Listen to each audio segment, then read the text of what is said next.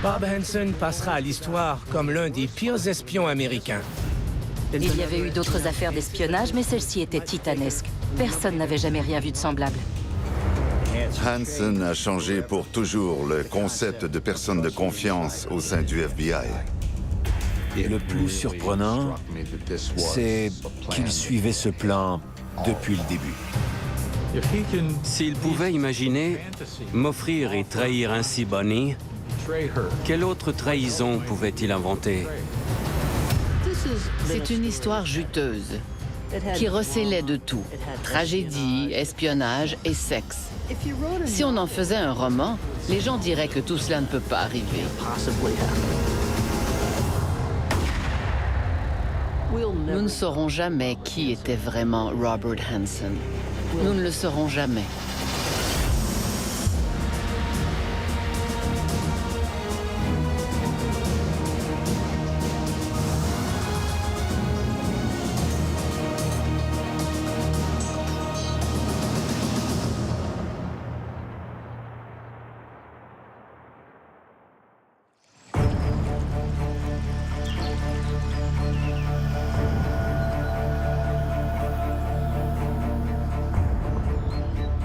Chers amis, je vous remercie pour votre soutien au fil de toutes ces années.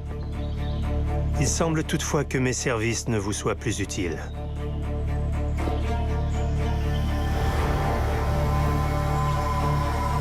Depuis ma dernière lettre, et on peut se demander si ce n'est pas à cause d'elle, j'ai été promu à un poste de cadre supérieur qui ne fait rien et coupé d'accès à l'information générale. C'est comme si on cherchait à m'isoler.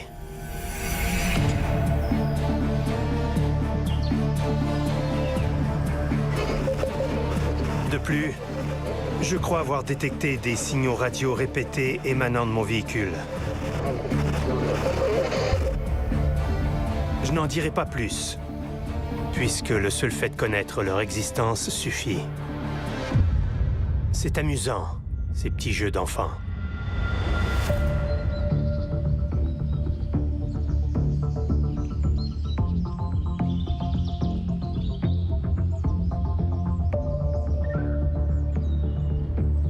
Quelque chose a troublé le sommeil du tigre.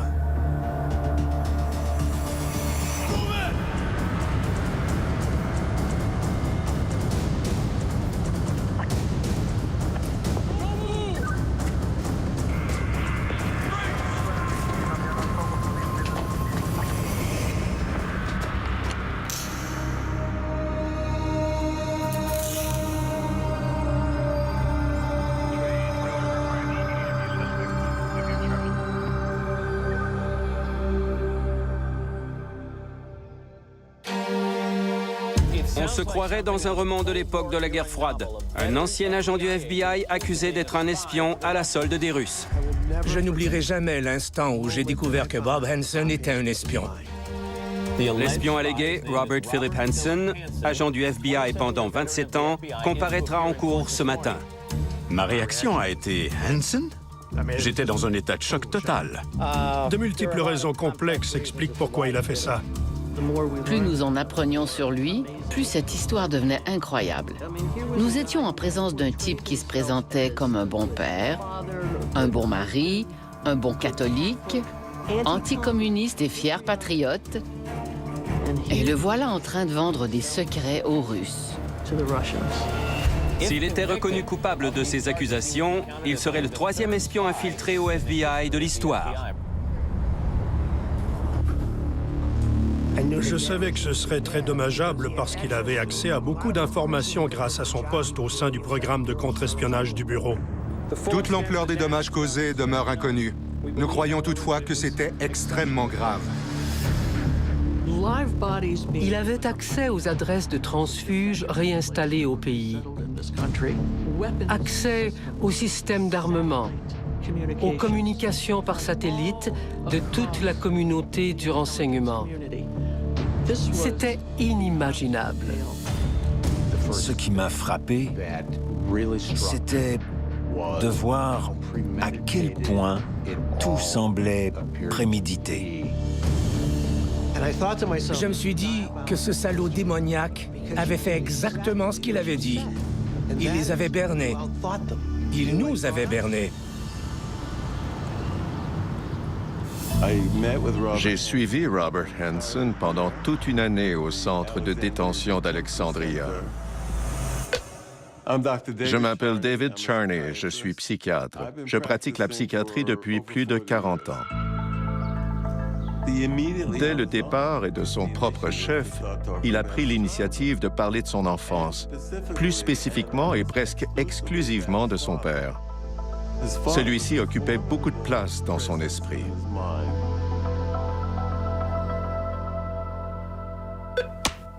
Je m'appelle Anne Blackman. J'ai été journaliste pour Associated Press et ensuite pour Time Magazine. Robert Hansen est né en 1944 dans le secteur ouest de Chicago. Ses parents s'appelaient Howard et Vivian Hansen. Howard Hansen a travaillé pour la police de Chicago pendant 30 ans. Au début des années 1960, il a été promu au grade de lieutenant et travaillait pour le Red Squad. On l'a chargé d'un local contenant tous les dossiers d'information sur les gangsters, les criminels dangereux et autres mauvais garçons de Chicago. Il avait du pouvoir. Je crois que c'est quelque chose qui a toujours fasciné Bob. Il était très fier de son père, mais je n'ai jamais rien su des mauvais traitements que celui-ci lui infligeait. Howard Hansen était très manipulateur. Les gens du voisinage disaient qu'il n'était pas alcoolique, mais plutôt atteint d'ivresse mentale. Ma mère ne se rappelle pas l'avoir entendu dire une seule chose positive à propos de Bob.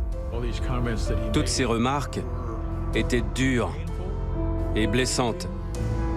Et s'il disait de telles choses en public, devant ma mère, ça devait être pire pour Bob à la maison. On subit le traumatisme profond et violent d'être toujours humilié, infériorisé et dévalorisé. Et on porte ça en soi.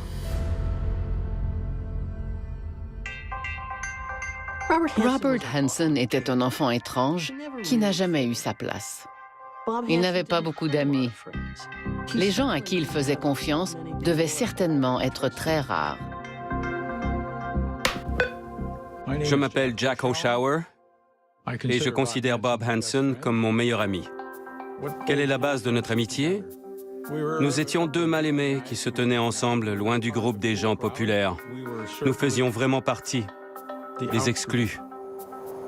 Jack Oshower et Bob Hansen se sont rencontrés à leur arrivée à l'école secondaire William Taft de Chicago. Et ils se faisaient mutuellement confiance. Alors que notre relation se développait au fil des années, j'ai découvert différents aspects de la personnalité de Bob. Il avait toujours ce côté nerd, mais aussi cet aspect typique de tous les adolescents. Nous étions fascinés par les jolies filles.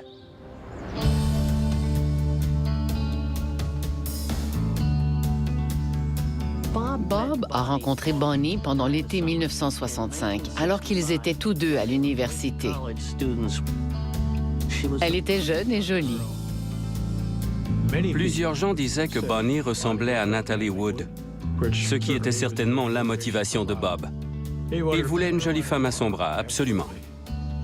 Bonnie était pleine d'entrain et amusante et a changé la perception qu'on avait de Bob. Comment avait-il pu charmer cette jolie jeune femme? Elle le valorisait socialement. Lorsque Bob est retourné à l'université pour sa dernière année, il s'est mis à écrire à Bonnie. Il lui envoyait des lettres d'un lyrisme plus expansif que ne l'était sa personnalité. Bonnie adorait recevoir ces lettres, qui la convainquaient qu'il était tout ce qu'il lui fallait et tout ce qu'elle voulait. Ils ont alors décidé de se marier. Son père a demandé à Bonnie pourquoi elle voulait marier son perdant de fils. Pouvez-vous imaginer ce que vous éprouveriez si votre père disait ça à votre future épouse? Son père l'a fait. Alors je crois que ça l'a affecté. Il ne voulait pas que sa femme, Bonnie, le voie comme un raté. Il est clair à mes yeux que Bob la respectait et voulait être à sa hauteur. Elle a joué un rôle déterminant dans sa décision de joindre les rangs de l'Opus Dei.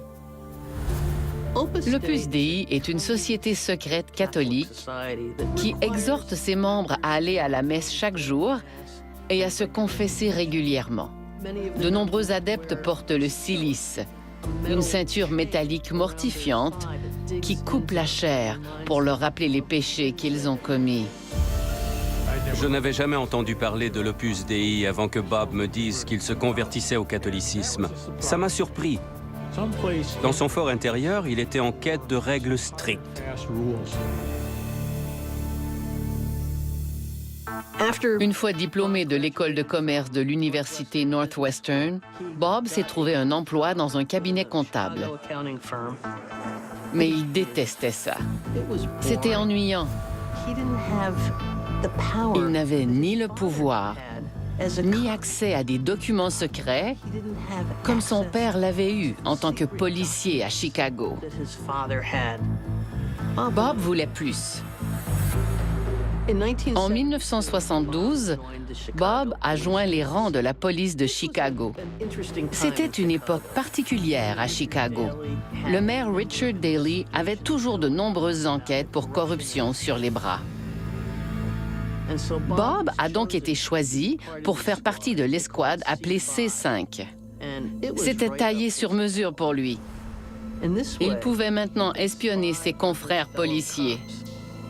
En fait, il s'agissait probablement de sa première expérience à titre d'agent double. C'était certainement quelque chose qu'il convoitait depuis le tout début de sa carrière. C'était, en quelque sorte, la vie qu'il voulait mener. En 1976, Bob s'est joint au FBI. Il a peut-être demandé à se joindre à la police fédérale pour impressionner son père. Jusqu'au jour de sa mort, Bob a toujours essayé de plaire à son père. Son père le dénigrait continuellement. Même après son intégration au FBI, il lui disait « Tu n'es qu'un flic. Tu n'es pas mieux que moi. Tu n'es qu'un simple flic. » Mais Bob serait un meilleur policier. Un policier plus puissant que son père. C'était le début de son ascension visant à éclipser papa.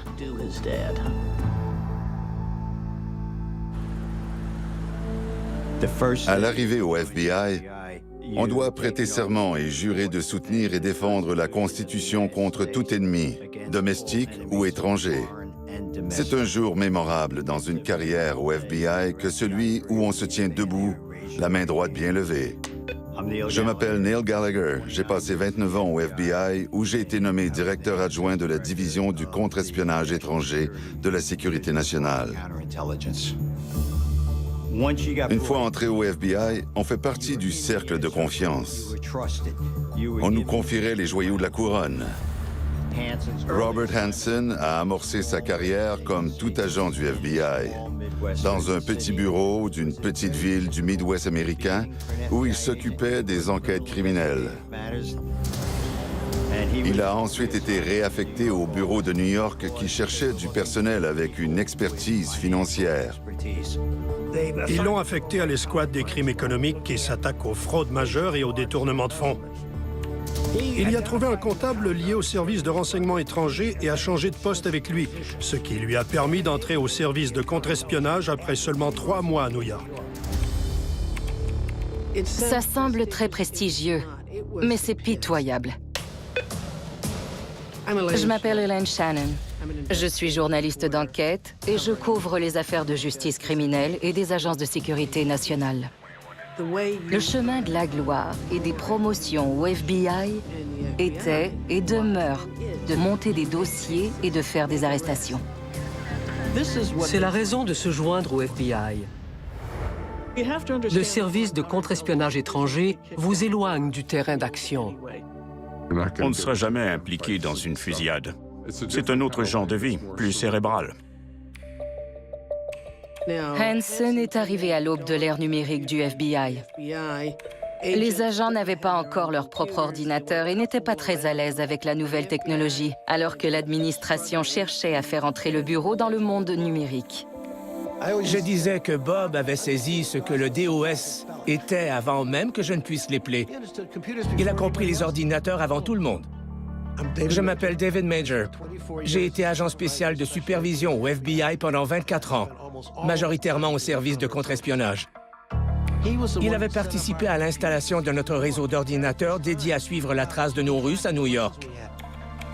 Bob Hansen a même été salué pour ce travail. Et ça a progressé. Nous avons ajouté de plus en plus de choses à ce système. C'était lui qui l'organisait et supervisait tout.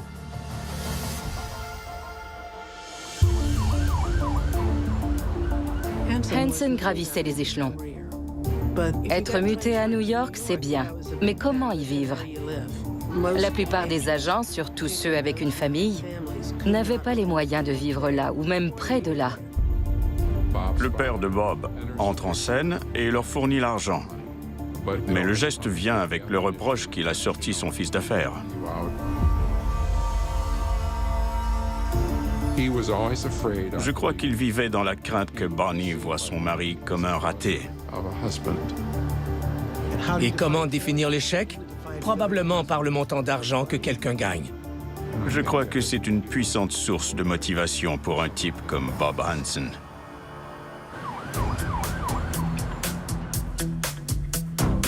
Il était intrigué par le travail d'espionnage et je pense qu'il a cru pouvoir jouer sur les deux tableaux sans que personne puisse se douter qu'il était un espion. C'était là sa stratégie, selon moi. Il a profité d'un heureux hasard et de l'occasion qui se sont présentées. Le problème, c'est qu'il était prêt à courir le risque quand l'occasion est survenue.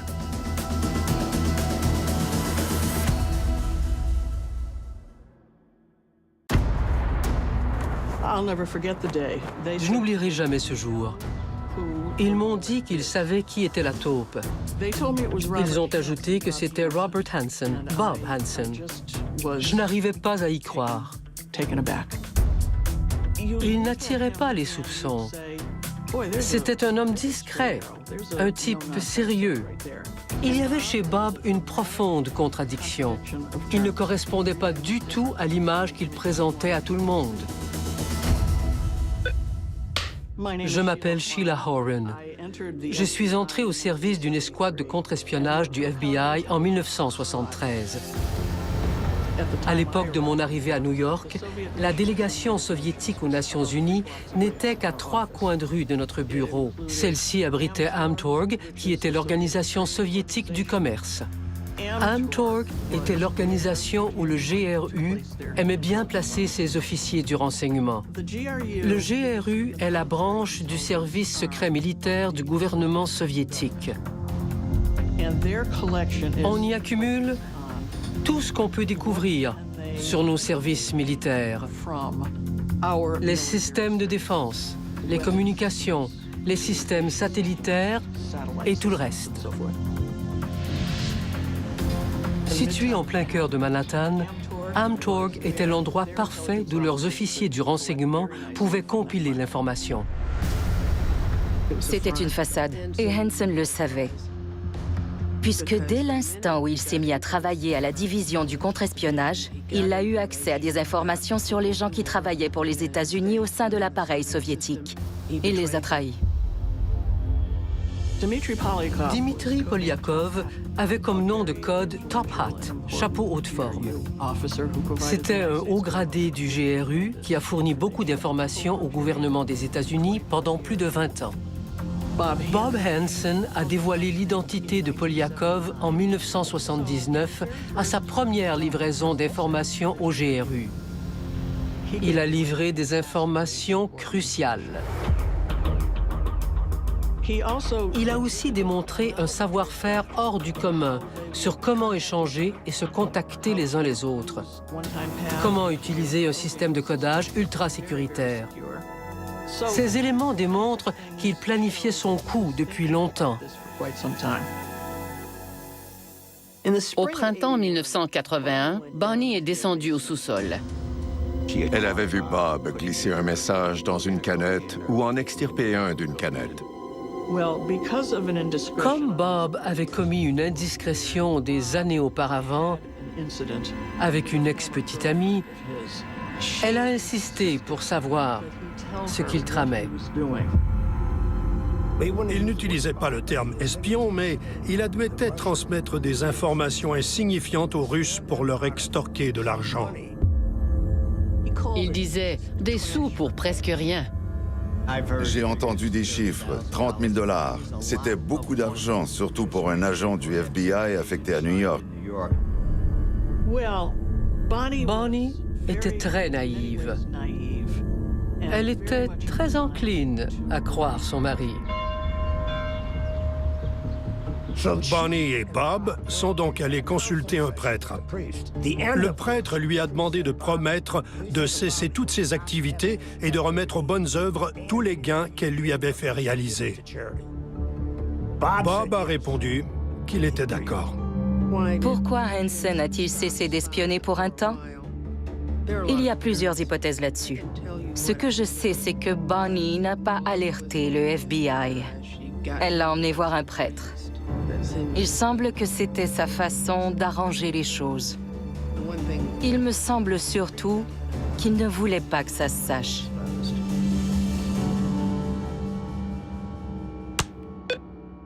Je m'appelle Jim Olson. J'étais agent du FBI de 1972 à 2000. J'ai rencontré Bob en 1981 au quartier général, quand il a été affecté au budget au sein de la division des programmes de contre-espionnage du FBI. Son poste lui donnait accès non seulement aux documents du FBI, mais aussi à la documentation de toute la communauté du renseignement aux États-Unis. On y décrivait tout le travail accompli par les différentes agences et leurs plans pour l'avenir.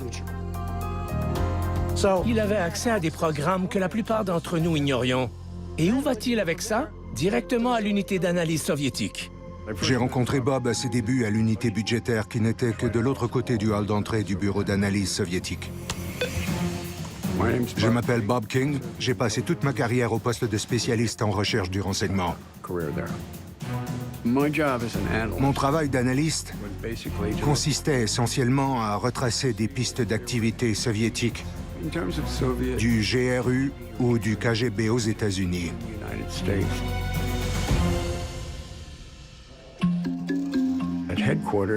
Nous étions envahis d'espions au quartier général. Bob Hansen le savait et voulait être tenu au courant. Dans le monde du contre-espionnage, un bon agent est quelqu'un qui peut obtenir de l'information d'une source anonyme. Il doit donc recruter des agents du renseignement rivaux. Courtship, la cour, était le nom de code d'une grande percée faite en coopération par le FBI et la CIA.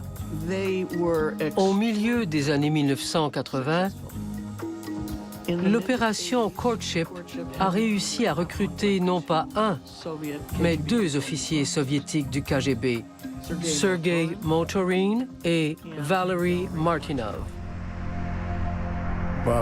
Bob a su qu'il travaillait sur un coup fumant, et ça le passionnait. Il voulait faire partie du groupe et a réussi à s'y faire muter. J'ignore comment. Bob faisait partie du soutien analytique opérationnel et travaillait avec les meilleurs analystes du FBI.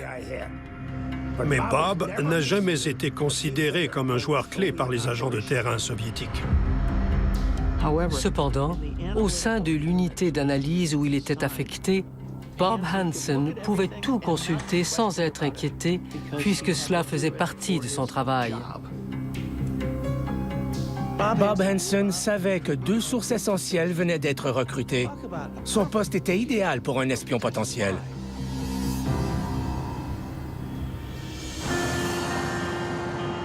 Au quartier général, Bob était dans son élément. Mais en 1985, il s'est porté volontaire pour une réaffectation à New York. Pas dans une escouade opérationnelle, mais plutôt dans une escouade où on traitait les informations de surveillance. Des montagnes d'informations. Il a réussi à décrocher ce poste qui jouait dans ses cordes. L'informatique et les mathématiques. Il a donc été promu.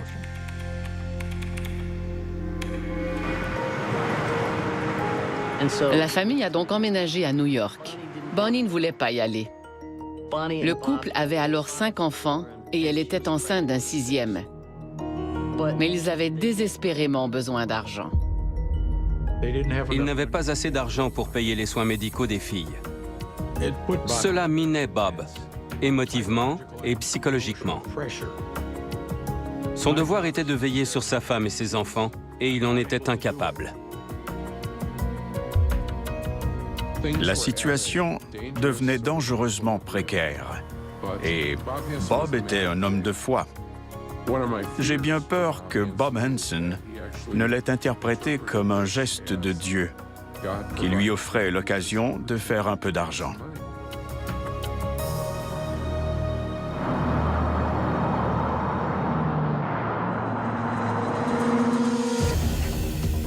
En 1985, Victor Degtyaar, qui était un officier du KGB à Washington, a reçu une lettre à sa résidence de banlieue en Virginie. Dans l'enveloppe se trouvait une autre lettre scellée, sur laquelle était écrit « S'il vous plaît, faites suivre à Victor Cherkashin ». Je m'appelle Gregory Pfeiffer, je suis journaliste. J'ai écrit plusieurs ouvrages sur la Russie, dont Spy Handler, recruteur d'espions, en collaboration avec Victor Cherkashin, qui était chef du contre-espionnage à l'ambassade de Washington. Officier d'expérience, hautement respecté au KGB, il était chef de la ligne KR, chargé de recruter des sources américaines. Alors, lorsque Victor Cherkashin a ouvert cette lettre, il a été très impressionné par ce qu'il y a découvert. Monsieur Cherkashin, j'enverrai bientôt une boîte de documents à Monsieur Degtyaar. Ils proviennent de certains des projets les plus confidentiels et hautement compartimentés de la communauté américaine du renseignement. Votre service a récemment subi quelques revers. Je tiens à vous prévenir que messieurs Boris Yuzin, Sergei Motorin et Valery Martinov ont tous été recrutés par nos services spéciaux. La lettre révélait le nom de 3 espions américains au sein du KGB et aussi quelques opérations techniques. Donc, même si cette missive a été traitée avec beaucoup de scepticisme professionnel bien compréhensible, elle demeurait très intrigante.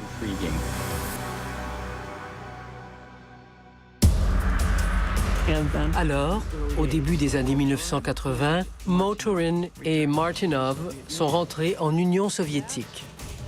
L'agence a vite été mise au courant, puisque ces hommes travaillaient déjà pour le FBI et la CIA depuis quelque temps. Les observateurs étaient très inquiets parce que c'était inhabituel de rappeler les deux en même temps. Maintenant, nous savons que c'est Bob Hansen qui a révélé aux Russes qu'il collaborait avec les services secrets américains. Une fois jugés, déclarés coupables et condamnés, ils regagnaient leurs cellules. Ils marchaient le long du corridor lorsqu'un assassin est sorti de l'ombre pour leur tirer une balle dans la tête.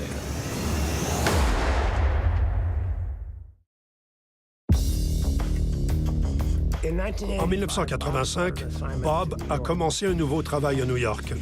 Il était maintenant bien en selle pour avoir une brillante carrière au sein du FBI. A posteriori, nous avons appris qu'il avait pris contact avec le KGB cette année-là. Les motifs de Bob sont multiples, mais il était peut-être un peu déçu de son emploi. Il n'y retrouvait pas l'excitation attendue de faire partie du Bureau fédéral des enquêtes. Il en était électrisé. Il se poussait à faire quelque chose qu'il pensait pouvoir mener à bien sans se faire prendre. Il savait qu'il devait se protéger tant qu'il offrirait ses services aux Russes. Alors, il ne leur a jamais dit qui il était. Dans les lettres envoyées au KGB, Hansen s'identifiait comme Ramon Garcia, un alias qu'il s'était choisi. Ramon Garcia a donné des instructions sur des lieux de dépôt où l'argent et les informations pouvaient s'échanger. Lieu de dépôt. Veuillez déposer votre paquet pour moi sous le pont de bois piétonnier au coin près de la route. Le pont de bois est situé à l'ouest de l'entrée du parc Nottoway. Signaux. Votre signal sera une marque horizontale de ruban adhésif blanc pour me signifier que le paquet a été déposé. Ma réponse sera une marque verticale similaire, signifiant que j'ai bien reçu le paquet. Bob a eu l'intelligence de brouiller les pistes pour empêcher ou du moins compliquer son identification par les Russes. Toutes ces activités d'échange sans contact avaient lieu dans la région de Washington, pas à New York. Il voulait que les Russes croient que c'était quelqu'un de la capitale.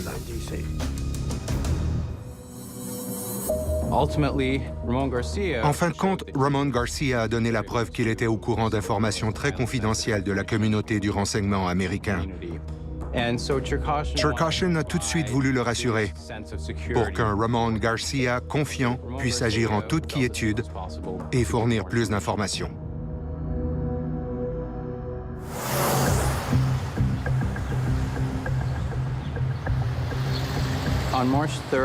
Le 3 mars 1986, le second dépôt qu'il était censé faire n'a pas eu lieu. Et Ramon Garcia a disparu pour quelque temps.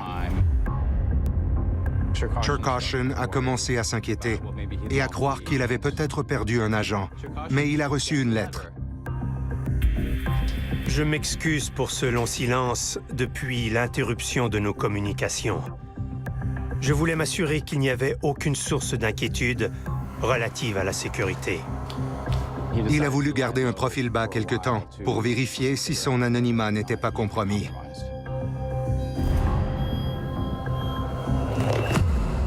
Si vous voulez poursuivre nos échanges, faites publier l'annonce suivante dans le Washington Times. À vendre, Dodge Diplomat 1971 nécessite révision du moteur, $1000. Il a ajouté qu'il fournirait un numéro de téléphone à New York au KGB et qu'il appellerait à ce numéro à une heure convenue. Je dirais « Allô, je m'appelle Ramon. Je vous appelle à propos de la voiture à vendre annoncée dans le Times. » Cherkashin a pris cette conversation très au sérieux. Il se méfiait de Ramon Garcia et cela lui donnait l'occasion de savoir qui il était. Bien sûr, la conversation a été enregistrée et minutieusement scrutée.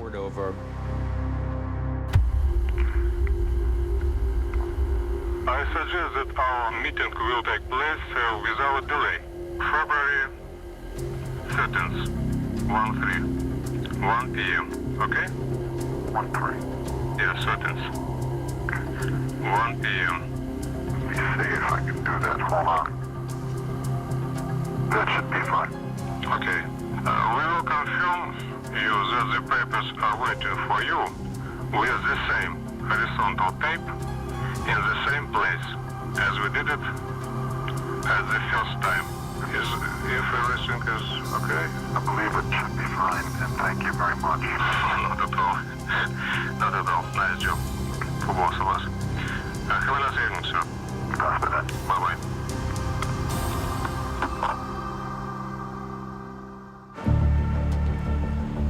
Il y a ce mythe que les secrets sont bien gardés au FBI, mais souvent ils ne le sont pas. Nous ignorions ce qui était advenu de Motorin et Martinov. Ça demeurait un mystère. Ils étaient juste disparus du radar. Nous avons donc lancé l'opération Anne-Lace, qui était spécifiquement vouée à savoir comment Martinov et Motorin avaient été compromis. C'était une enquête secrète très confidentielle, limitée aux seuls gens qui y étaient affectés. Le modus operandi d'une chasse à la taupe n'est pas pour les cœurs sensibles. C'est une course contre la montre et une enquête extrêmement complexe. Ça devient un véritable casse-tête. Si on sait qu'une information est vraie, on doit trouver la pièce qui correspond. De temps en temps, on tombe sur une pièce du cadre. C'est une information sûre, un fait. Je m'appelle Paul Moore. J'étais analyste en chef pour la Chine au FBI pendant un peu plus de 20 ans. Nous obtenons une donnée probante et nous tirons sur la ligne pour trouver tout ce que nous pouvons en retirer pour resserrer le focus. Éventuellement, dans un monde idéal, nous coinçons le véritable espion.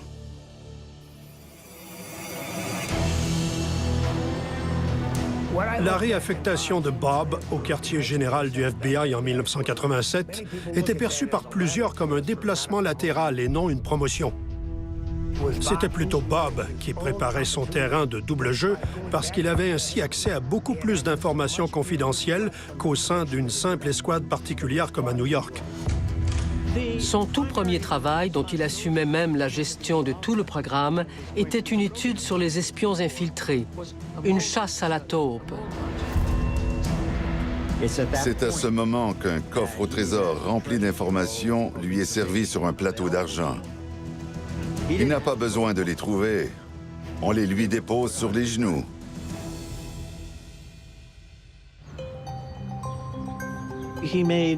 Les échanges avec les Russes ont atteint entre 10 et 15 dépôts. C'était une période d'activité intense.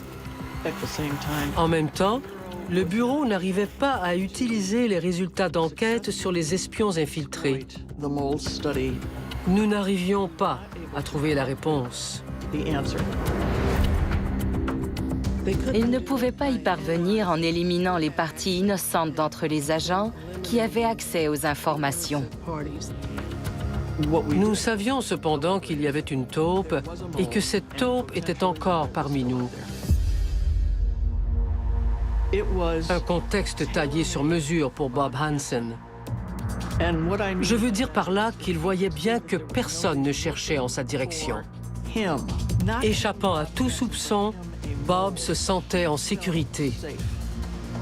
Il a donc poursuivi ses activités sans crainte.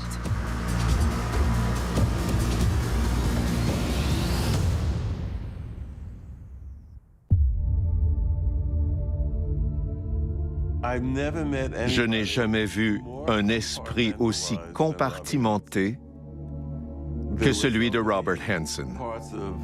Il y avait tant d'aspects contradictoires en lui, et tous ces aspects cohabitaient au sein du même esprit.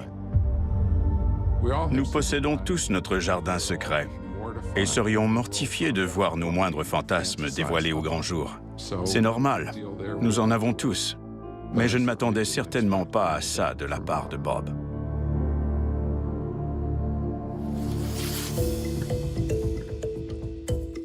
Les gens qui ne connaissaient pas très bien Bob jugeaient qu'il avait une attitude condescendante. Bob se voyait comme un grand intellectuel et pouvait être très rebutant parfois. Ses collègues le trouvaient hautain, plus catholique que le pape, et il se prenait pour le plus intelligent de la place. Cela ne se résumait pas à un gars qui faisait de la politique de bureau. Il faut avoir un certain charme pour dire tout ça. Mais il désirait certainement être reconnu. Et il voulait être admiré. How, Priscilla, did you meet Robert Hansen? Well, I met him at the club where I used to work in D.C. You were a stripper at the Joanna's 1819, right? That's a club near the FBI, right? Priscilla Sue Gailey dansait dans un bar des Feuilleuses au sud du rond-point du pont. Il s'agit d'un endroit miteux situé dans une rue glauque que Robert Hansen fréquentait les chauds après-midi d'été, alors qu'il n'y avait que peu de clients. He came in, watched you perform, and began a conversation? He was on business. He was there to meet a contact of his, I guess, for some information, he had said. Tout ce que je savais d'elle, c'est qu'elle était jolie et qu'elle était la stripteaseuse de l'année. Yeah, he told me that, but they could be telling you anything at that point. Elle est apparemment devenue la femme qu'il devait sauver pour je ne sais quelle raison. When did a relationship or a friendship begin? I think almost immediately because he gave me a wonderful compliment, the most beautiful compliment I've ever had in my life. What was it? Just something to the effect of he'd never expected to see anyone with such grace and beauty in a strip club. And I did catch him going out the door of the club to thank him, not for the money, but for the compliment, because it was really, really beautiful. Priscilla était son trophée pour jouer le caïd en ville. Il l'emmenait déjeuner et visiter des musées. Il lui a donné de l'argent pour se faire soigner les dents. Il lui a même acheté une Mercedes-Benz. Non seulement lui a-t-il acheté une voiture, mais il lui a aussi donné une carte de crédit American Express afin qu'elle puisse bien entretenir sa voiture. Je pense qu'il avait la tête enflée. Ce gros ego allait de pair avec son personnage imaginaire de mystérieux espion international. Un espion qui se pavanait avec une belle femme pendue à son bras. Il était peut-être pieux, moralisateur et hyper religieux, mais il aimait aussi fréquenter les bars de striptease. Je lui demandais comment il pouvait concilier cela avec l'éthique de ses convictions morales. Il me répondait qu'il était faible. Et étant moi-même une personne faible, j'ajoutais que je le comprenais.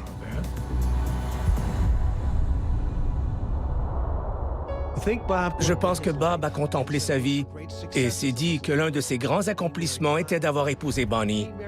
Il a marié une femme qui était très séduisante, très vive et extravertie. Il adorait sa femme, mais il la voyait aussi comme un trophée. Il voulait que Bonnie soit son élégante épouse. Mais ses intérêts étaient très différents. Bonnie voulait être sa femme et une mère pour ses enfants. Ces buts ne sont pas nécessairement opposés, mais dénotent certainement des orientations divergentes. Il voulait lui offrir des diamants et des fourrures, mais elle l'aurait questionné sur la provenance de cet argent. L'idée d'un beau cadeau pour Bonnie était un aspirateur. Il n'a jamais offert d'aspirateur à sa stripteaseuse. Personne au sein du cercle social ou professionnel de Bob n'avait idée de ses penchants sexuels. Ça a surpris tout le monde, sauf Jack Roshauer. Jack et Bob partageaient des choses exclusives qui éclipsaient même la relation de ce dernier avec Bonnie. À l'époque où Bob et Bonnie se sont mariés, Jack Roshauer a été envoyé au Vietnam. Bob en était très triste. Et pour encourager son ami, il lui a envoyé des photos de Bonnie nue au lit. Des trucs sexy. Très sexy. Les photos me sont parvenues par la poste dans une enveloppe 5 par 7. Il y avait 8 ou 9 photos de Bonnie, progressivement dévêtue. Le surlendemain, j'ai reçu un mot qui disait « J'espère que tu as apprécié le petit encouragement que je t'ai envoyé. » C'était l'initiation. Bonnie n'avait aucune idée que Bob envoyait ses photos à Jack. On ne peut qu'imaginer comment elle se serait sentie. Jusqu'à ce que ces photos me parviennent au Vietnam, j'étais un parfait gentleman avec Bonnie. Ça me révolte de ne pas toujours l'avoir été par la suite.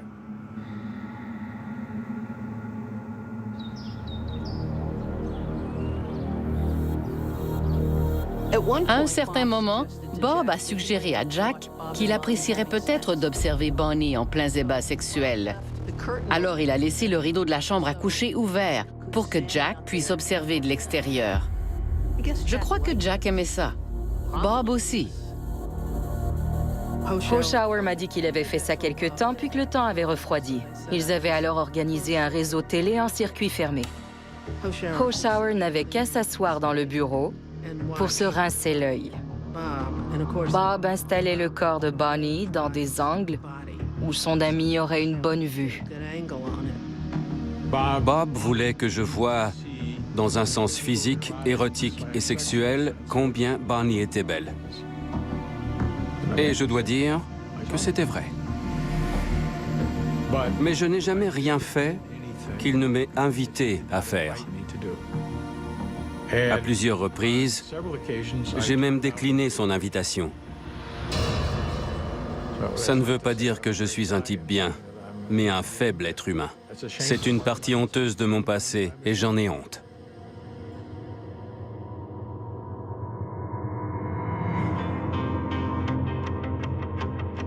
Dans les années 90, Bob a même décrit ses fantasmes et ses activités sexuelles sur l'Internet.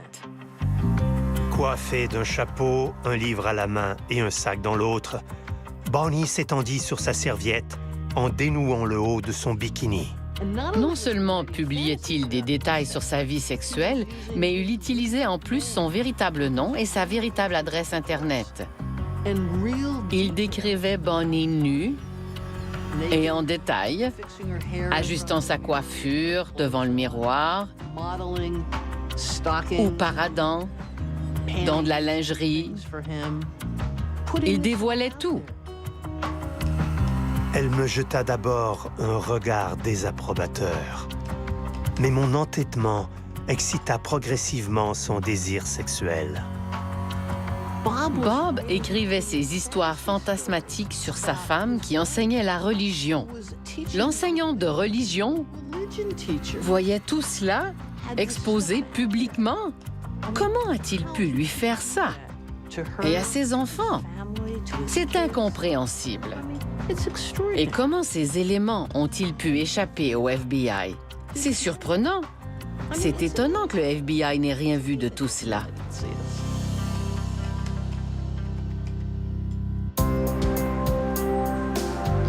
Quand j'ai déménagé à Chicago, mes rapports avec Hansen se sont raréfiés au fil des ans. Je consacrais plutôt mes relations familiales à ma sœur Bonnie. Je m'appelle Mark Walk. Une fois diplômé en droit, j'ai postulé au FBI. J'ai surtout travaillé au service de contre-espionnage à Chicago jusqu'à ma retraite en 2007.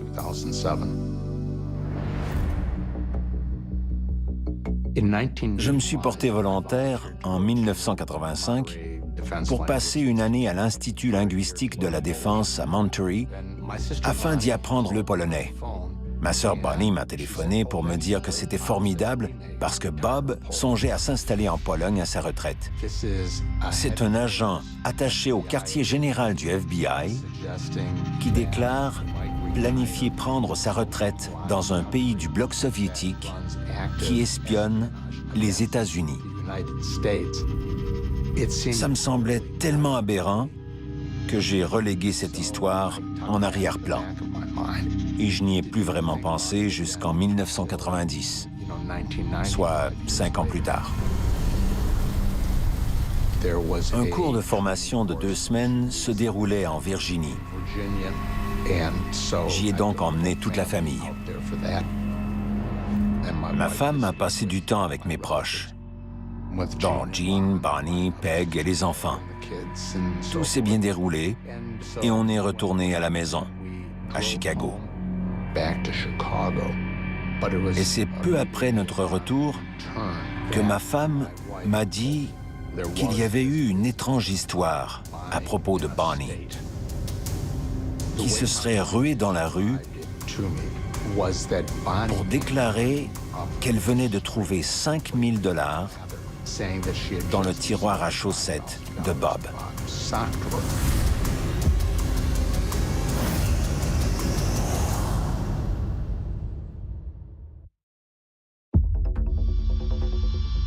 Quand on m'a dit que Bonnie avait découvert l'argent, Ce fut une véritable révélation pour moi.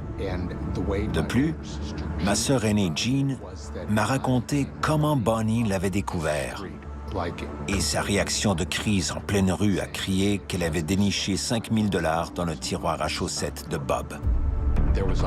Il y avait aussi des achats récents de bijoux que Bob avait fait pour elle. Jean en a aussi parlé à mon frère Greg, qui m'a appelé pour savoir ce que j'en pensais. Nous avions l'impression qu'ils dépensaient sans compter. Et étant donné qu'ils habitaient dans un quartier huppé et envoyaient leurs nombreux enfants à l'école privée, tout cela devait grever leur budget.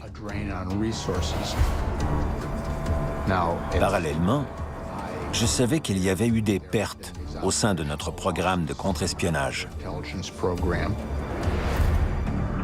Mon superviseur de l'époque m'avait dit qu'une chasse à la taupe était en cours au quartier général.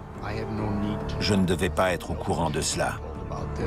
Je n'étais pas censé le savoir, mais je ne pouvais pas effacer les mots entendus ni l'information reçue. Mon frère m'a demandé s'il ne trempait pas dans une affaire d'espionnage. Il en était capable, selon nous.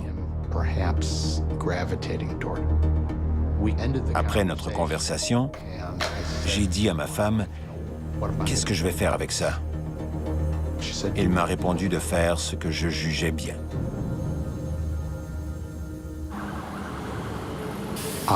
J'ai pris la décision de contacter à la première occasion Jim Lyle, qui supervisait l'escouade chargée du programme russe à Chicago.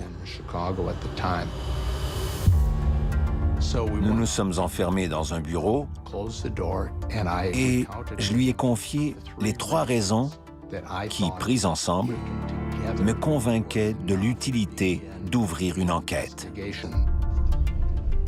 La traque à la taupe en cours, l'idée de s'installer en Pologne et l'argent sorti de nulle part, tout cela s'additionnait avec un effet synergique. Toutes les pièces tombaient en place et j'ai ressassé l'idée encore et encore, pendant près d'une demi-heure. À la fin, Jim m'a demandé si je réalisais bien ce que j'étais en train de lui dire. J'ai répondu que oui, que j'étais en train d'accuser Bob Henson d'espionnage contre les États-Unis. Nous sommes alors sortis de la salle et avant de nous séparer, Jim m'a lancé qu'il allait s'occuper de ça. La raison qui fait que je n'ai pas abordé le sujet avec Bonnie ou Bob est que je n'étais pas en position de le faire. On ne mène pas d'enquête privée au FBI. J'étais aussi sensible au fait que j'étais en train d'accuser un membre de la famille et un collègue agent du FBI de ce qui est sûrement la pire des trahisons. Je peux vous dire que je ne me sentais pas courageux du tout. Je me sentais plutôt désespéré, déchiré entre 2 loyautés et forcé de faire un choix. Je craignais le futur. Avoir peur du futur n'est pas un sentiment très brave.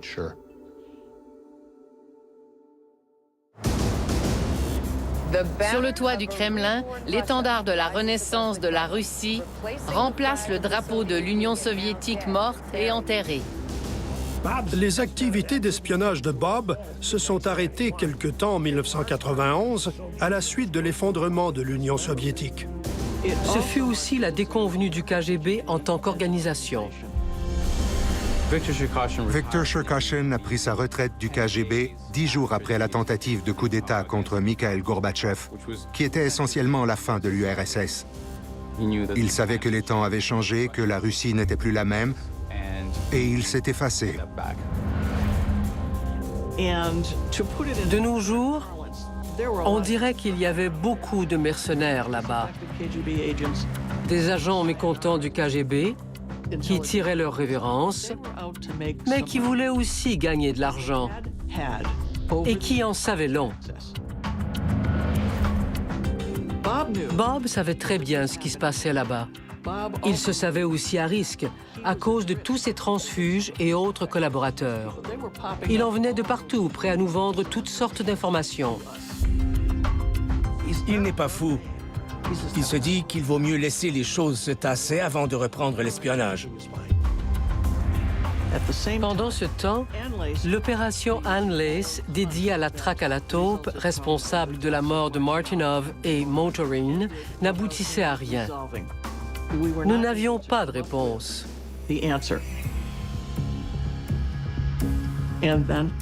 Soudain, la communauté du renseignement a découvert une vidéo montrant que Dimitri Polyakov avait aussi été arrêté pour espionnage. C'était un officier du GRU qui, pendant plus de 20 ans, a fourni des informations cruciales aux États-Unis sur les systèmes d'armement russes. La perte de Dimitri Polyakov était sans égale. Il a été trahi par Hansen, puis arrêté et exécuté. Qu'est-ce qui s'est passé et pourquoi?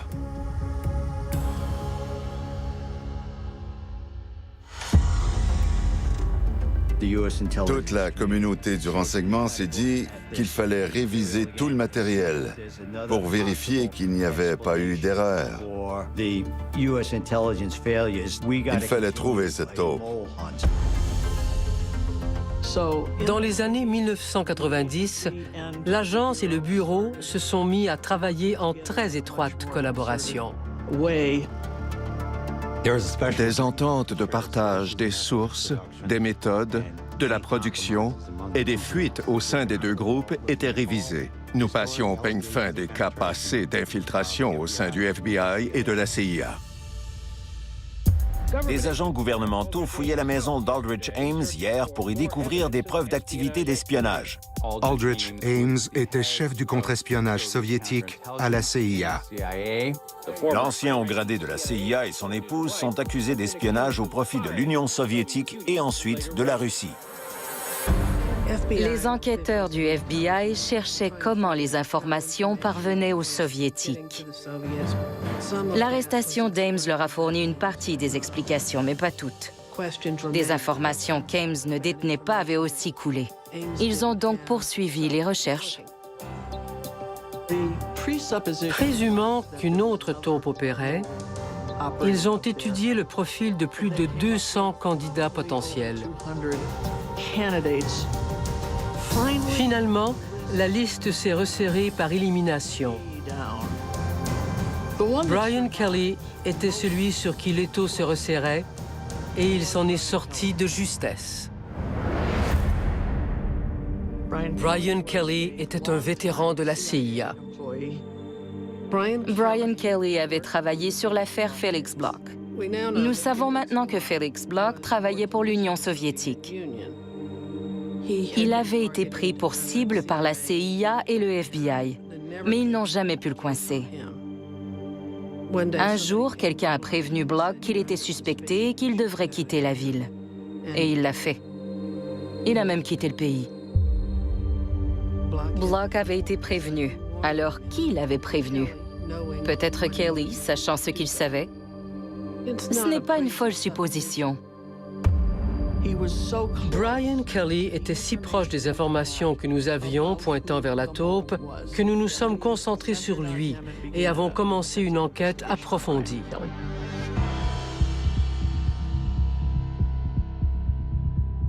Le problème est qu'analyser une mauvaise prémisse aboutit à une mauvaise conclusion. On peut ajouter 2 à 2 et vite l'interpréter comme 22.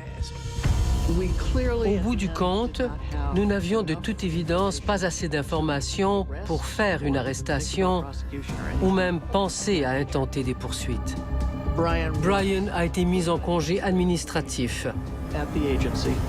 et nous nous retrouvions à la case départ.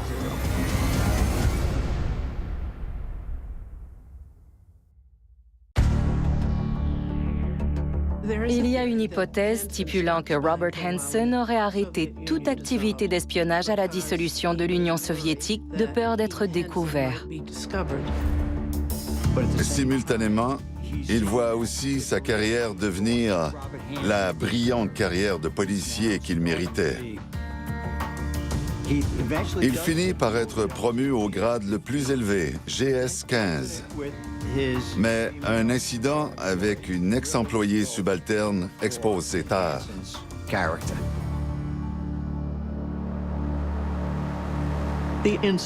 L'incident en question impliquait une jeune femme qui travaillait dans l'unité de Bob. De ce que j'ai compris des circonstances, Kimberly Lichtenberg a été convoquée au bureau de Bob très peu de temps avant de devoir partir pour la journée. Elle devait assister à une réunion qui, à son avis, ne la concernait pas. Elle se lève en disant qu'elle en a assez de ce monsieur Hansen, qu'elle quitte les lieux. Et elle s'en va. Comment peut-on réagir à ça? Il s'est levé, il l'a suivi. Il l'a saisi par le bras. Elle s'est alors retournée et a fait une chute. Elle lui a ensuite crié de garder ses distances. Tout le monde a entendu cela. Et tout le monde a sorti la tête comme ceci pour la voir dans le couloir, le doigt pointé vers lui alors qu'il la surplombait. Le lendemain, elle a porté plainte à la police pour agression. Ça n'augurait pas bien pour lui. Il a mal réagi et en a payé le prix.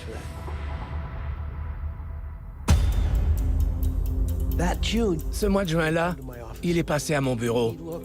Il avait une sale tête, l'air très mal en point. Je lui ai demandé ce qui n'allait pas. Et il m'a répondu que c'était cette affaire Kimberly qui le hantait. Il était persuadé que c'était fini pour lui, qu'il ne serait plus jamais promu. Bob Hansen était très déprimé. Hansen a été blâmé pour ce geste désobligeant et inapproprié sur une employée. On l'a rétrogradé parce que le FBI le percevait comme un gestionnaire inefficace. Mais il était aussi débrouillard. Il a réussi à convaincre le futur gouvernement qu'il était l'homme tout désigné pour représenter le FBI au Bureau des missions étrangères du département d'État. Je m'appelle Mike Rochford. J'ai passé 30 ans au FBI à me consacrer aux enquêtes russes touchant la ligne KR, le KGB et les affaires d'espionnage. Je suis au bureau de Washington et je reçois un appel de Robert Hansen. Il me déclare avoir des informations sur certaines personnes que je devrais examiner. Je lui demande ce qu'il pense que je fais. C'est à ce moment qu'il me lance. Eh bien, vous et votre équipe cherchez des taupes au sein de la CIA et du FBI. Je lui demande qui lui a dit ça. Il me rétorque que cela n'a aucune importance. J'ajoute que nous savons tous les deux que je ne vais pas parler de ça avec lui. Il me demande d'envoyer quelqu'un le voir. C'est là que je lui ai annoncé « Je vais vous envoyer quelqu'un à qui parler, mais j'apprécierais que vous ne m'appeliez plus jamais. » Rétrospectivement, c'était bien au-delà de ce que devait savoir quelqu'un affecté aux affaires étrangères. Il n'aurait même pas dû s'inquiéter de mon problème d'infiltration dans la communauté du renseignement. Donc, c'était plutôt bizarre. Il fut un temps où Bob Hansen était impossible à coincer parce qu'il était au courant de tout ce qui se passait. Coupé de l'accès à l'information depuis sa réaffectation aux affaires étrangères, la vie devient plus risquée pour Bob, qui ne se trouve plus au centre de toutes les décisions.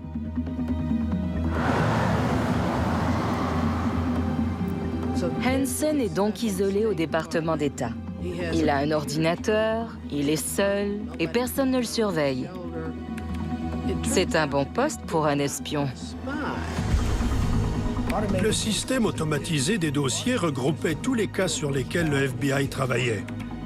Bob y avait accès légitimement, mais il a appris à le maîtriser parce qu'il en avait le temps au département d'État. Il arrivait donc à dénicher beaucoup plus d'informations que nous pouvions le penser.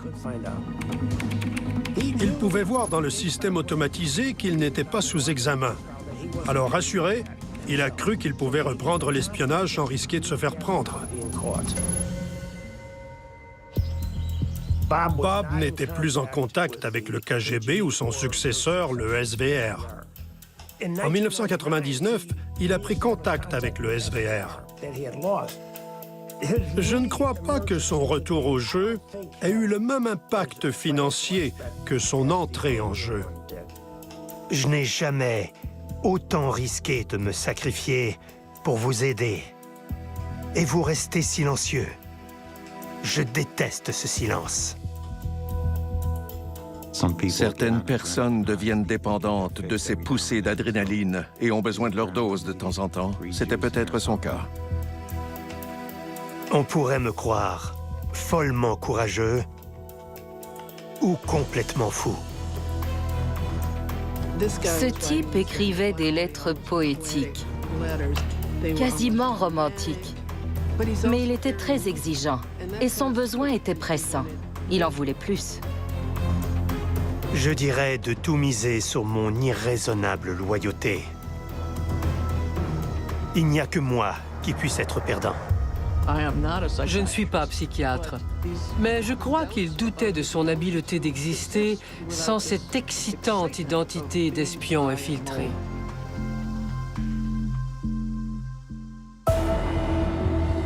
Il souffrait du syndrome de James Bond, l'agent secret flegmatique, charmant, toujours accompagné d'une jolie femme. Ramon Garcia était son alter ego. Ramon Garcia était tout ce qu'il ne serait jamais. Un fameux espion à la solde des Russes, tapi au sein du FBI.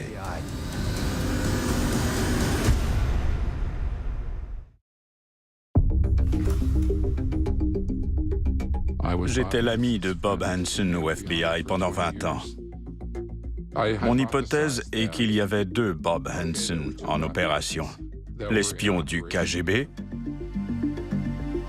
qui trahissait pour soutenir sa famille, et l'autre, probablement très narcissique, qui se croyait très doué pour cela. Si on commet des activités d'espionnage, la seule façon de s'en sortir est de mourir. Le FBI est bien déterminé à coincer les taupes. Et il est vraiment bon à ce jeu. Terriblement bon.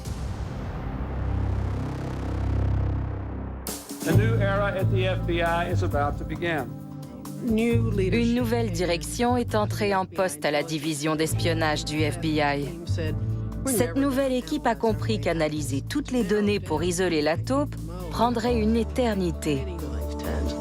Elle a donc choisi de chercher quelqu'un qui la connaissait. L'approche du FBI est d'inonder tout le secteur. On demande tout à tout le monde et on finira tôt ou tard par tomber sur quelqu'un qui a l'information.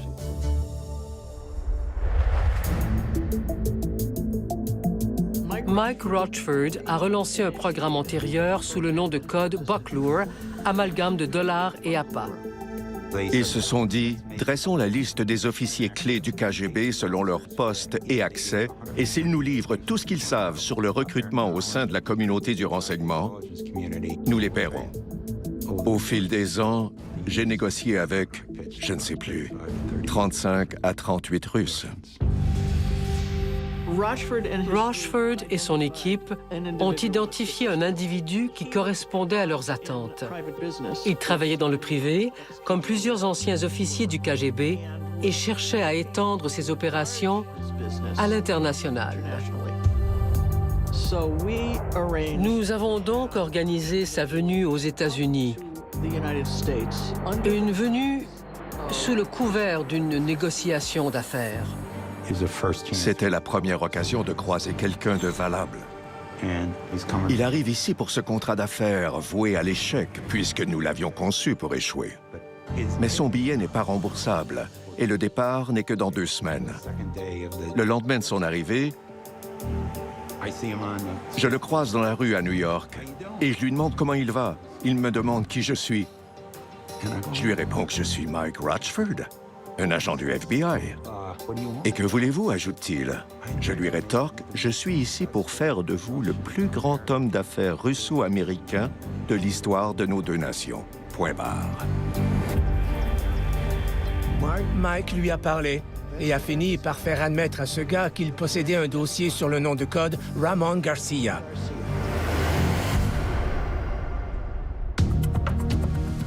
Lors de l'effondrement de l'Union soviétique en 1991, Il a vu ce dossier et s'est dit que ça pouvait bien être sa bouée de sauvetage. Il l'a rangé en sécurité en attendant que quelqu'un le réclame pour pouvoir le monnayer. On parle là d'informations de la plus haute importance, telles que les lieux de dépôt où l'argent et les informations pouvaient s'échanger. Nous voyons le cas de l'intérieur, soit de la perspective du KGB.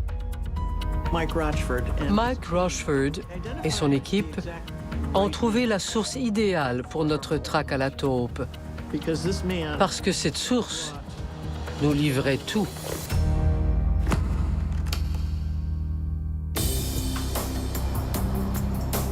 En novembre 2000, cette source a fourni sa première livraison de renseignements qui ont été acheminés au quartier général du FBI pour être traduits et scrupuleusement examinés.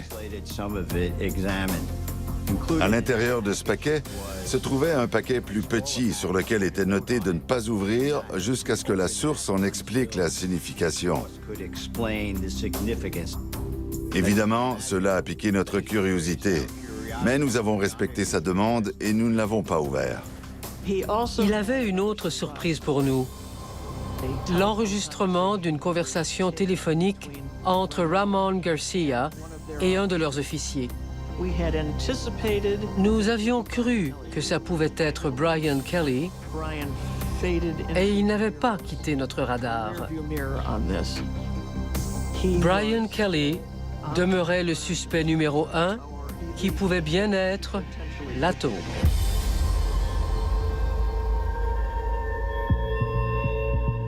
Eh bien, nous avons obtenu le carnet de notes de l'agent responsable de l'affaire. Cette source avait consciencieusement écrit toutes les dates où les échanges avaient eu lieu, et nous savions que ça ne pouvait pas être Brian, parce qu'il était en Australie à ce moment-là.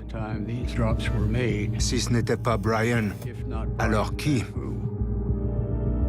Ainsi, les semaines qui ont suivi, nos analystes ont passé la documentation des Russes au peigne fin. L'un d'eux est tombé sur des phrases très intéressantes et s'est redressé sur sa chaise en disant « J'ai déjà entendu ça ». Bob Hansen avait l'habitude de citer des dictons particuliers. Et certains de ces dictons apparaissaient dans ses lettres. Une phrase en particulier faisait écho. Il s'agissait d'une citation attribuée au général Patton alors qu'il haranguait les troupes lors de la Seconde Guerre mondiale. Comme le général Patton le disait si bien, finissons-en, afin d'aller botter le cul à ces pisse-vinaigres de Japonais. Je me suis dit que c'était impossible, que ça ne pouvait pas être Bob Hansen. Nous sommes donc retournés au quartier général pour réécouter l'appel enregistré.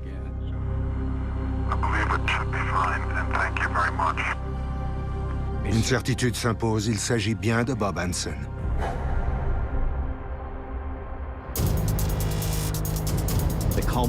Le point culminant a été atteint quelques semaines plus tard, alors que notre source nous a expliqué que le paquet contenait le sac utilisé par Ramon Garcia pour envelopper les renseignements fournis aux Soviétiques.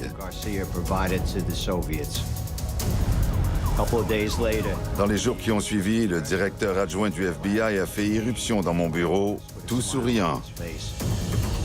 Ce sac, qui avait passé presque 20 ans au quartier général du KGB, arborait encore les empreintes digitales de Bob Hansen. Dès que nous avons pu confirmer que Robert Hansen était la taupe, on a voulu le prendre sur le fait. Alors qu'il ramassait un de ses dépôts, il y avait un sentiment d'urgence. Parce qu'il arrivait à sa retraite obligatoire cette année-là. Et on voulait régler l'affaire pendant qu'il était encore un employé actif du FBI.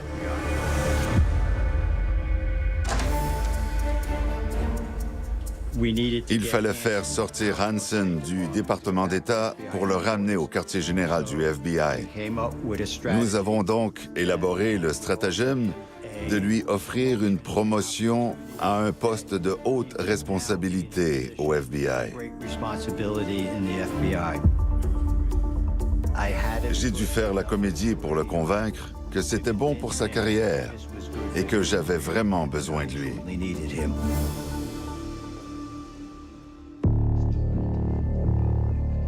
Un grand nombre de gens se rassemblaient dans une petite pièce pour y monter le dossier d'accusation. On a frappé à la porte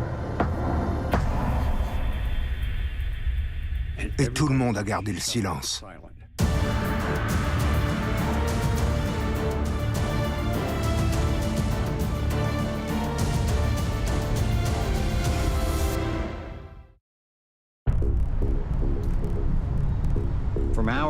Nous ne savions jamais quand Robert Hansen se pointerait au quartier général ou ce qu'il pourrait demander. Nous avions très peur qu'il découvre que l'enquête passait en grande vitesse. On a frappé à la porte et tout le monde a gardé le silence. C'était Bob Hansen. Et il a demandé « Est-ce que Bob King est là ?» Je lui ai répondu « Oui, Robert. Je suis occupé pour le moment, mais j'irai te voir dans quelques minutes. »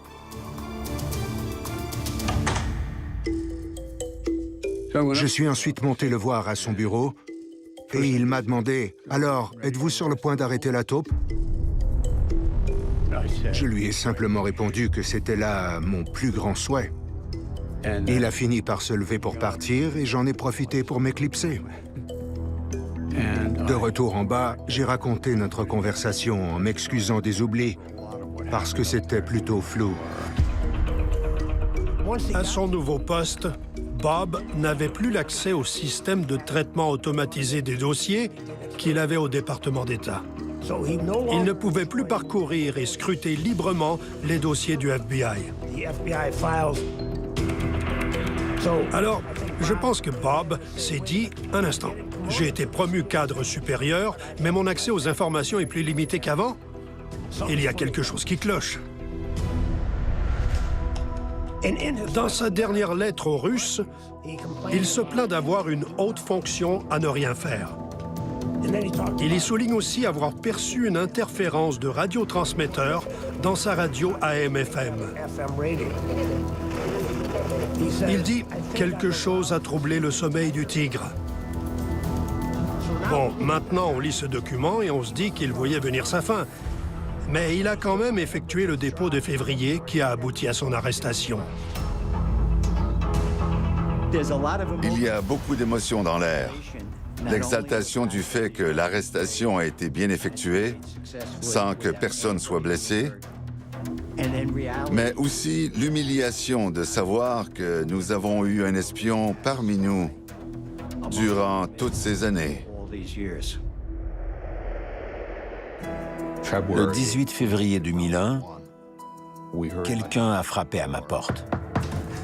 C'était la responsable Kathleen McChesney, qui m'annonçait que Bob Hansen avait été arrêté. Je lui ai dit, je suppose que ça doit remonter à ce que j'ai raconté il y a des années, quand on m'a regardé comme si j'étais un monstre à deux têtes.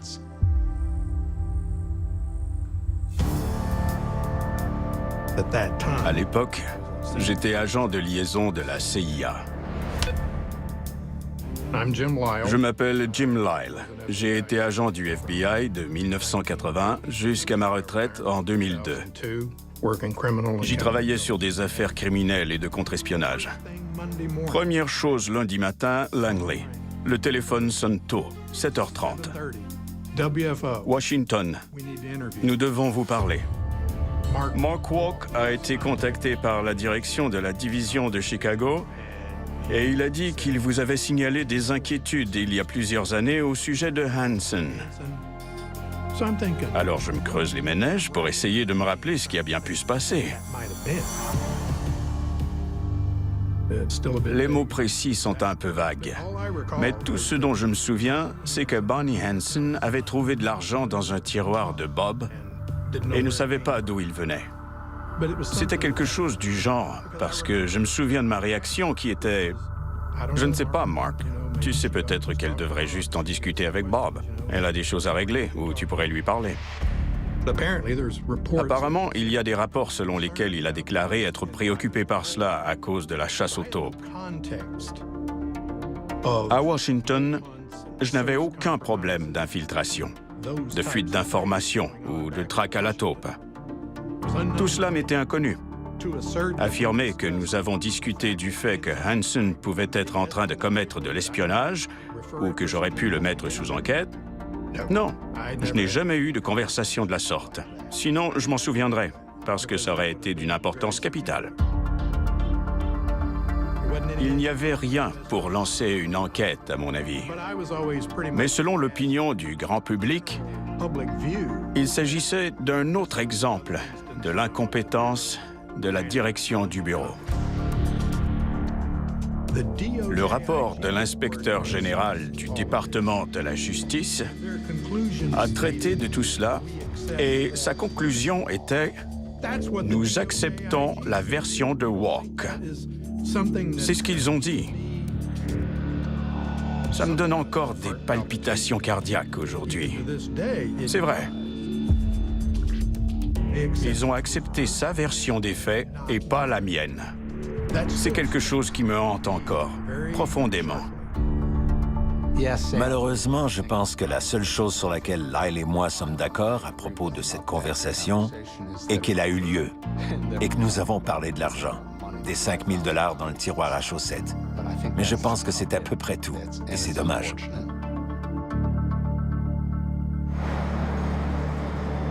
L'impact de la perte des informations fournies par Hansen aux Soviétiques a touché toute la communauté du renseignement américain. C'était dévastateur. À mon avis, la chose la plus importante qu'il ait livrée et qui ait nui à notre pays était la continuité du programme gouvernemental qui fournit les méthodes par lesquelles nous survivrions à une frappe nucléaire contre Washington. Si une guerre nucléaire ou une guerre chimique devait avoir lieu, tous les dirigeants du gouvernement et les opérations seraient relocalisés vers des sites éloignés. Ils pourraient se retrouver dans un entrepôt à Des Moines, en Iowa. Ils s'installeraient et tout à coup, l'entrepôt deviendrait le quartier général d'où ils pourraient continuer à communiquer et à fonctionner. Il s'agissait donc d'un programme hautement compartimenté et top secret que Bob Hansen connaissait. Hansen était si prolifique et donnait tellement d'informations aux Russes que sa tâche n'était pas nécessairement toujours spécifique. Il lui avait juste dit de leur apporter tout ce qu'il pouvait obtenir. 6 000 pages de documents. Ne parlons même pas du niveau de classification. Une fois empilé, ça fait beaucoup, vous savez. Ce matin, l'ancien agent spécial du FBI, Robert Philip Hansen, a publiquement admis avoir comploté pendant 15 ans en vue de commettre des actes d'espionnage contre les États-Unis. Hansen a trahi la confiance de son pays au pire degré imaginable.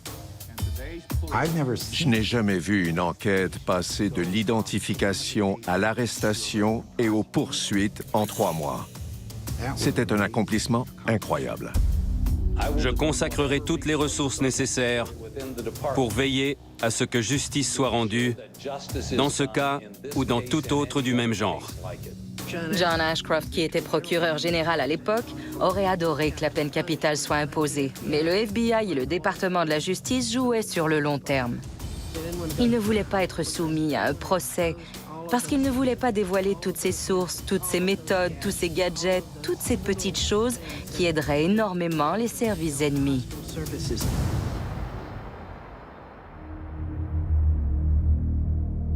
Je demande pardon pour ce que j'ai fait. J'en ai honte. Au-delà de l'illégalité de mes gestes, j'ai piétiné la confiance de tant de personnes. Pire encore, j'ai exposé ma femme, qui est complètement innocente, à la calomnie. Et j'ai terriblement blessé nos enfants. J'ai profondément blessé tellement de gens.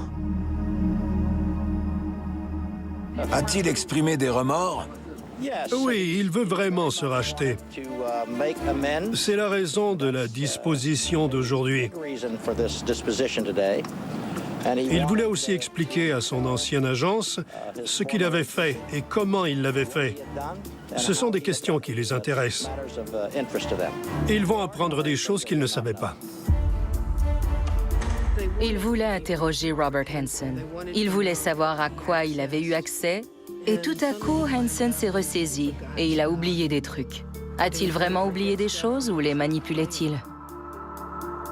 S'il a joué l'idiot pendant l'interrogatoire, soit il est amnésique, soit il ne veut pas admettre. Alors qu'est-ce qu'il fait? Il minimise la chose.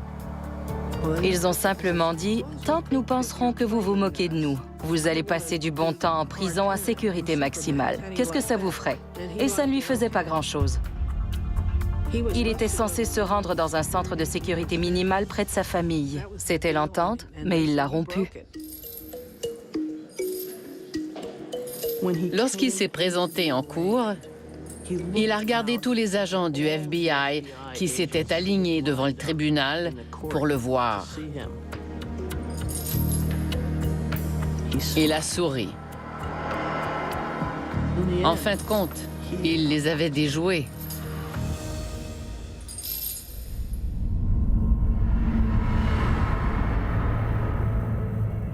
Robert Hansen est un traître. Il a été condamné à la réclusion à perpétuité, sans libération conditionnelle, à la prison à sécurité maximale de Florence, au Colorado. Il passe 23 heures par jour dans sa cellule. Il n'a aucun contact avec d'autres prisonniers. Il n'a aucun contact avec la vie extérieure. Je crois que sa famille lui rend visite 1 ou 2 fois par an. J'aime penser à sa vie comme étant en quelque sorte cloîtrée. Il peut prier autant qu'il veut. Il peut méditer sur les choses qu'il a commises dans sa vie. Je me demande s'il s'est vraiment repenti de ses péchés. Ce ne sont pas mes affaires, mais j'y pense parfois. La réclusion à perpétuité, en isolement, doit être à peu près la peine la plus terrible que l'on puisse imaginer. L'idée de trahir froidement son propre pays et tous ceux qui y vivent est tout aussi difficile à imaginer. Je vais en rester là. Je dois croire que la punition correspond au crime. Et s'il avait été exécuté, j'aurais considéré cela juste. Je serais très contrarié s'il le libérait. Même sur son lit de mort, il trahirait des gens. J'aime penser que si j'avais su avec certitude ce qu'il faisait, je l'aurais dénoncé. D'un autre côté, l'idée de le dénoncer me paraît terrible.